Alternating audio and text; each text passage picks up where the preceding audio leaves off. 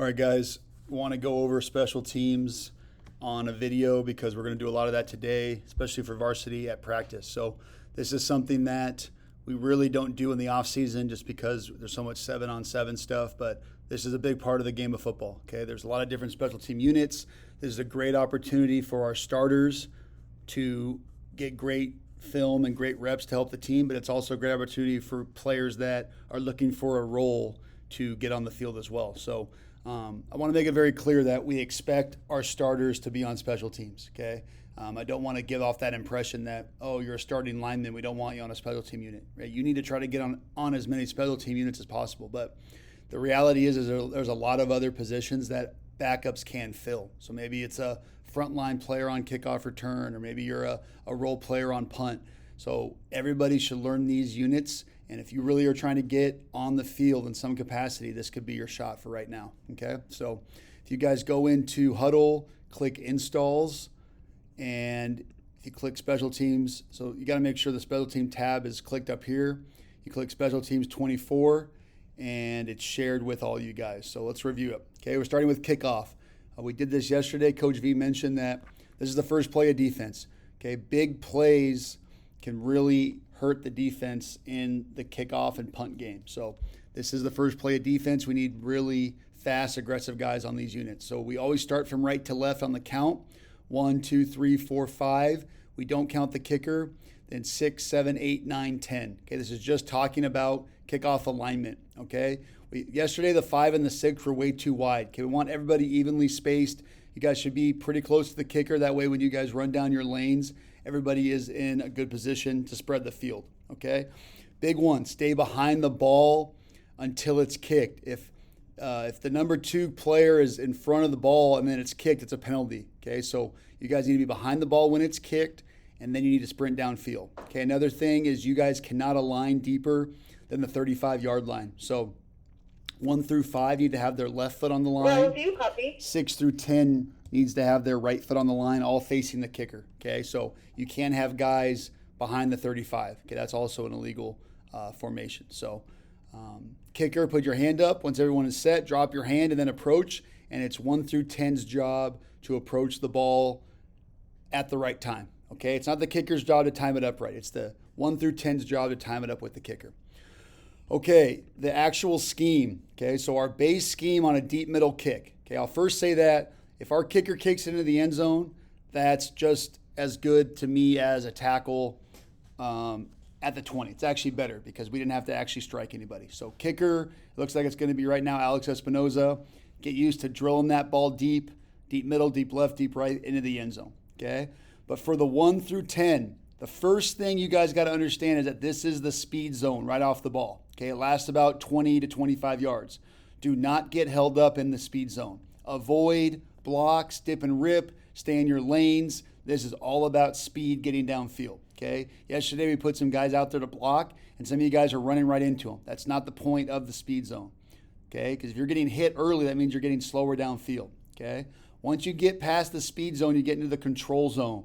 This is when you start squeezing, taking an angle to the ball, and when you start controlling your body to be prepared to make a tackle. Okay, so speed, control, then you strike. Okay, this is the tackle zone. This is when you guys flow to the ball carrier and get the guy down. Okay, so speed, control, strike. Okay, I might say something like avoid, squeeze, and close.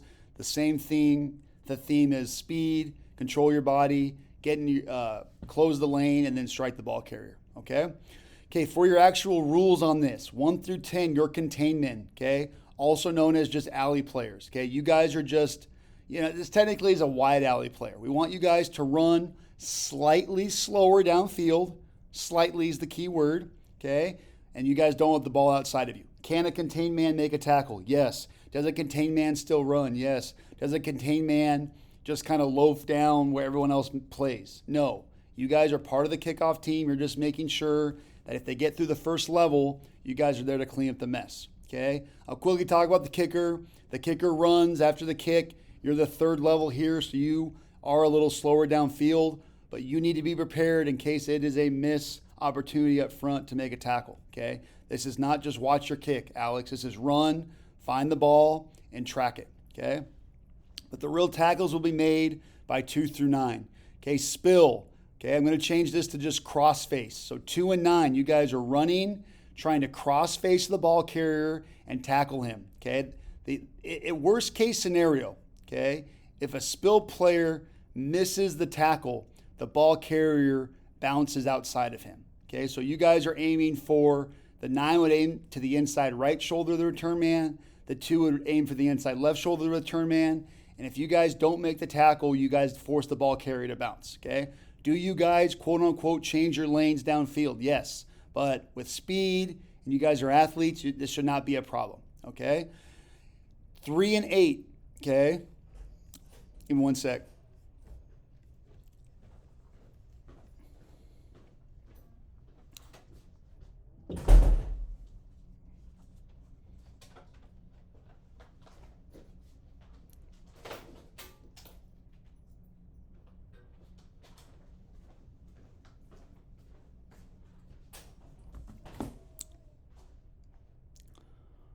Sorry, guys. 3 through 8, you are called vice players, okay? You guys are now forcing the ball to bounce back inside, okay? Spill players force the ball outside.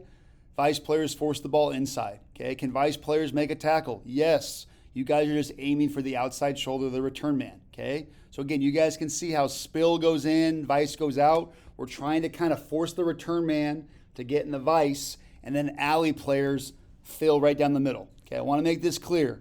All players on kickoff are supposed to make the tackle. Okay, this is not like, oh, spill players just force the ball carrier, but they don't make the tackle. No, you guys in a perfect world are just tackling your person at a specific angle. Okay, if a spill player makes a tackle and he doesn't hit him at the right angle, I'm not going to be yelling at him. But if a spill player doesn't attack the inside of or the cross face and the ball player and the ball carrier bounces outside of him, or the ball carrier bounces outside of vice player, I am going to be pissed. Okay, so spill, cross face, vice, force the ball back inside, make a tackle. Alley players, you guys are just going right to the nose of the return man. You guys have the easiest job. 4 through 7, you guys are bulldogs. Find the ball carrier, run right to his face, blow his ass up. Okay, so this is kind of a new scheme. Last year we did straight lanes for everybody, and it wasn't extremely effective for multiple reasons. I don't think our guys on this unit were hungry enough to get downfield, but just know that there are some aiming point rules for specifically the spill and the vice players. But at the end of the day, this unit's about effort, intensity, and focus on your speed, control, and strike. All right? We're going to work this tomorrow and definitely going to work it versus the Hoover scrimmage. Okay? Now, if we wanted to directionally kick, maybe they got a really good turn man to their deep right, and we want to kick deep left. Okay, Alex, we would say hot kickoff, which means hot, or kickoff hot, which means deep left. Everything's the same, except you're probably going to squeeze your lanes a little sooner, and the player who's normally contained to the side of the deep kickoff is now just an alley player. Okay, so normally a 10 on a deep middle kickoff is a contained player, like a number 1 here, but on a deep left kick, now you're just running straight to the ball like you would if you were 4 through 7. Okay, if we went kickoff cold, now we're kicking it deep right. Our angles are going to shift to the right a little bit more, and the number 1 is now a cold alley player. Okay, just realize, guys, that our kickers are not perfect. We might call a kickoff hot, and the ball's kicked deep right, but the return man bounces left, or the ball's kicked deep middle. You guys always squeeze to where the ball is being returned. Okay, so this is just a guideline of where the ball should be kicked, but just know that we may set this up for a game plan special. Okay, big unit there. Punt. Okay, spread punt alignment.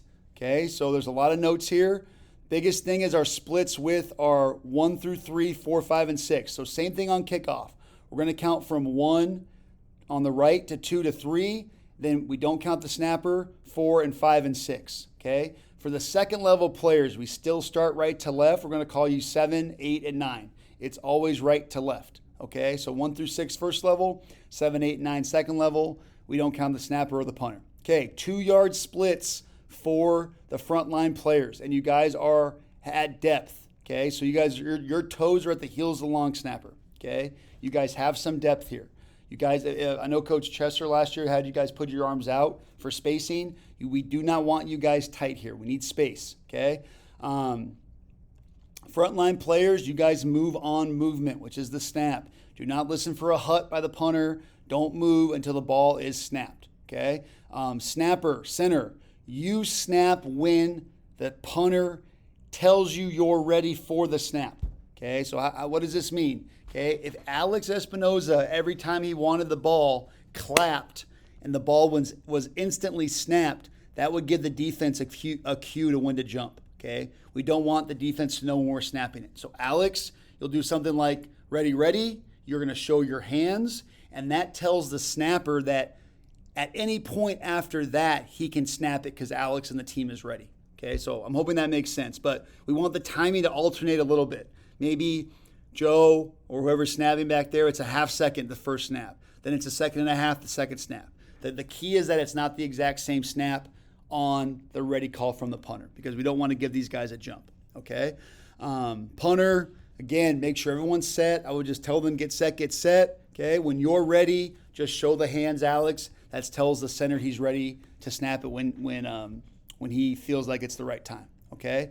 So the upper level players, you guys are going to be 5 yards from the ball. And the second level players, you guys are going to be 5 yards from the ball, okay? The punter, start at 12. If you feel like you have a really, really good snap from Cena or from shot, you can get a little deeper to 13 to 14. But if your center is struggling to get the ball back there, please stay at 12 and go no closer, okay? This number 8 guy, okay, you can be moved. So if we scout and we feel like there's a ton of pressure coming from our left, okay, the 8 would move over to the left. If we feel like there's a ton of pressure coming from our right, the 8 would move to the right, okay? 1 through 6, 7 and 9 always stay on their same sides. The 8, the personal protector, middle personal protector, is a guy that would move based on his threat, okay? I don't know who's been working this in practice, but this has to be a smart, tough dude to be that guy, okay? The actual scheme, okay, so similar to kickoff, okay? We have a spill or crossface player, we have a vice player, and we have alley players, okay? So 1 and 6, the ball should not, you are trying to force the ball outside of you, okay? So you guys, again, attack, squeeze. But if the ball carrier, if you're going to miss, I want the ball carrier to bounce outside of you, okay? The opposite now is for the 2 and 5. You guys are the vice players, okay? You guys are not letting the ball outside of you. So again, we're making this like vice. We're not letting the ball carry inside or outside of us. And then 3 through 4, you guys are alley players. Same philosophy on kickoff. You guys should all be expecting to go down there and make the tackle. But we're trying to just give you guys different landmarks to think about. Okay, the center, you can't be hit on this. You snap and you run. Full speed. Do not look at the kick. Do not wait for it to be kicked by the kicker. You run. You really should be the first guy down here because 1 through 6 usually have to brush and cover. Okay? Let's look at other things that I wrote here. Okay? Second level, okay? You guys are critical, okay? You guys are stepping up. You're stoning any pressure. The 8 always looks A-gap first, okay? The second level player away from the 8 has to look up for the A-gap, okay? The guy next to the A-gap player, which would be in this case the 7, he would take B-gap. You guys always work inside out first, okay? Do not look out and let someone go inside of you. That's a shorter distance to the kicker. Always work inside out first. Second level, when the ball is kicked, you guys all run at outside angles, 7 and 9, middle angle 8, and go contain the kicker, okay? Just like kickoff, we have 3 levels, okay? On punt, we have 3 levels. 1 through 6 is level 1, 7, 8, and 9 is level 2, and even the punter, you're the 3rd level.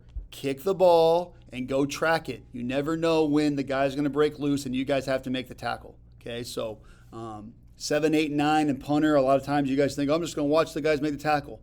Get your butt down there. Okay, more things on punt. If the ball is blocked, okay, behind the line of scrimmage, so behind where the center snaps it, it's a live ball. We need to recover the ball, and if we can get it up and run with it forward. If we can get up and kick it, punter, kick it. At a worst case scenario, though, you recover the ball and just lay on it.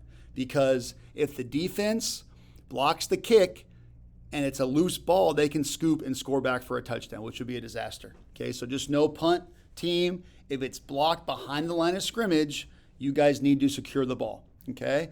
If it's a block in front, so let's just say that the ball's kicked and a guy tips it on the defense, but it still goes in front of the line of scrimmage, okay? It's a dead ball, which means if we don't touch the ball as a punt team, the return team cannot move it forward. They can down it, but they can't scoop and score it forward, okay? So in that instance, I would just say fire, punt return, get away from the ball, and let the return team down it and just take the ball at that spot, okay? Another thing that happens a lot on this unit is if the ball is kicked forward and it's going away from our punter or towards the end zone, okay, we want to let it roll. Let's just say we're assuming the return man doesn't catch it. We want to let it roll right up to the 1 yard line and then grab it and freeze. Okay, that's called downing the ball. Okay, we want to get it as close to the end zone as we can without the ball going into the end zone. Okay, obviously, if the ball goes into the end zone on a punt, the offense gets it at the 20, possibly even the 25. Rules might have changed, but for sure at least the 20. Okay, so you can do the math.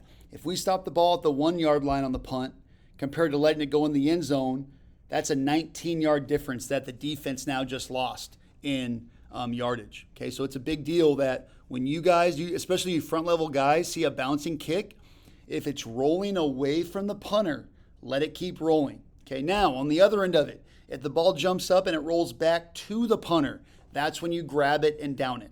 Okay, so those are things that you guys need to know on this unit. Okay, if it rolls to the punter, we want to grab it because we don't want to keep losing yards on the punt. Okay, another thing that happens a lot is if nobody touches the ball, punt team, let's just say it's kicked 30 yards into the air and nobody touches it. The return man runs away from it and it's just wobbling around on the grass. If we don't touch it, it's allowed to sit there and the ref will blow it dead. Okay, or we can down it and grab it. Okay, the problem occurs is that if the ball hits the punt team, it would still be our ball. I'm thinking of punt return. I'm sorry. Disregard that last 10 seconds of talking, okay? Just know that if the return team tries to pick it up, we need to tackle them. Another thing that happens on punt is the return man might wave his hand before he catches it. That means he's fair catching it. You cannot hit a return man, okay, if he's fair catching it, unless the ball hits him and then falls to the ground. Then it's a live ball. Okay, that's what I was getting at. Okay, I mistakenly flipped it to return. Punt team, if the ball is kicked and it hits a member of the return team and then it's on the ground, that's a live ball. We grab it and we recover it. You can't advance it, but you can recover it and the offense gets the ball back. Okay, so that would be another big point of this unit. If we kick the ball and it bounces off a guy or the return man drops and it's rolling around, we grab that ball. It's our ball. We get to go back on offense. Okay, so there's a lot of points to this. Let's go to the next slide. Okay, if we went, punt left. So this would be hot punt for Alex, okay? A couple things about this. The basic rules, though, for the frontline players, okay? Whack, throw, then cover. That's a huge part of this, okay? Let's just say the triangles are our defenders. 6 should whack the guy, throw him up to your left, and then cover. Okay, the 5, whack, throw, and cover. Okay, you guys are not avoiding anymore. It didn't work last year. We are hitting them, throwing them, and then running downfield. Okay, if for some reason you are uncovered on this, so let's just say like number 3, there's nobody on him. He would just step to make sure nobody goes in his gap and then run downfield. Okay, what we're trying to get this year on this unit is all frontline players on deep punt left, release left. So they whack, throw left, and then cover left, okay? That's kind of the idea. The other thing that this has to happen, Alex, the punter, is you got to step to the left slightly before you kick the ball, okay? The idea is that we don't block this backside player unless there's a second-level player that's free to block him. So by stepping to the left, you give yourself extra time on the kick, okay? There are some other details on this I'm not going to go over right now, but the basics are frontline players to your gap, whack, throw, then cover. Okay, so like in this instance, the number 1, he's got a guy on his left. He's got to get whack, throw him, and then cover. Okay, the idea is that this whacking will give the punter enough time to get the ball off, but it's also going to get you guys downfield to cover the kick, okay? I'm going to play around with how this looks at our level. Okay, this is more of a college scheme, but what the scheme says is you don't block the backside rusher. So if we're doing punt left, everybody on the front line steps left, whack, drive left, but this guy doesn't have enough time to block the kick if the punter moves left. If this starts becoming an issue, we may have a second level player pin him, or we may have our backside one pin him. Okay, but for right now, we are going to all whack, throw, cover left, and let's see if that backside guy has enough time to get there. Okay, the second level guys, right now, you should be stepping up on the snap, work inside out, and hammer. Do not take the blow. Step up and deliver the blow. Okay, they're going to have guys right in these A gaps running right at you. Do not be the hammer, not the nail. Last year, unfortunately, our 7 didn't step up hard enough. He was too soft on contact. A guy ripped right through him and blocked our punt, and it was the difference in our playoff game. So 7, 8, and 9, they got to be guys that aren't afraid to hit, aren't afraid to step up and take on a block. Okay. Next one here, cold punt. Okay, it's the exact same thing, but now we're just flipping it to the right. Okay, all the frontline players look to the gap to your right. If there's someone in your gap, whack, throw, then cover. Cover means sprint to the ball carrier. Okay, now again, we're still trying to have our cross-face guys, our vice guys, our alley players. Okay, so there's a lot going on here, but just know that on cold, we're trying to kick the ball deep to the right. Alex, we're trying to now move slightly right before the kick.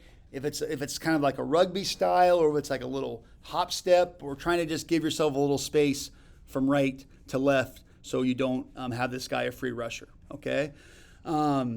Again, this is a huge unit. We're going to spend a lot of time making sure this looks correct, but hopefully this is all making sense. Now, can we just kick it deep middle? Yes, that would look like this. If we just say regular punt, deep middle, then everybody would just be running straight downfield and staying in their lanes. Okay, Alex, it's critical, if we call hot or cold punt, that you get the ball to the numbers as deep as you can. Okay, we don't want this ball kicked really close to the sideline because that has an opportunity to shank it. We want in between the hash and the numbers. We just want it angled left or angled right. We don't want to get this too close to the sideline. All right? Okay, guys, that was already a lot of talking. I'm going to stop this video and I'll make a couple more on the rest of our units. Thank you.